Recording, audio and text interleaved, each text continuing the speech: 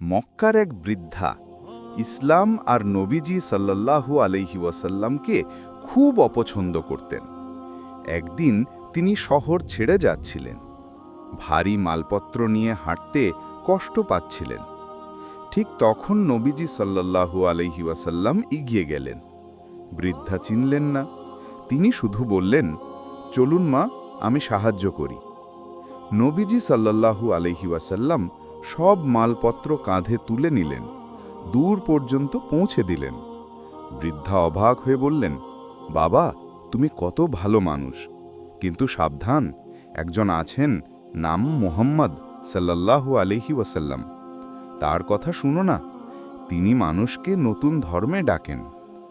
নবীজি সাল্লাল্লাহু আলাইহি ওয়াসাল্লাম হাসলেন, শান্তভাবে বললেন, আমি মুহাম্মদ।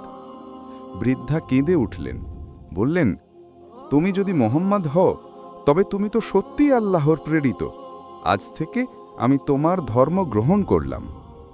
আমাদের শেখায় বিষয়, দাওয়াত শুধু কথায় নয়, বরং দয়া, সহানুভূতি আর সেবার মাধ্যমে মানুষের হৃদয় জয় করা।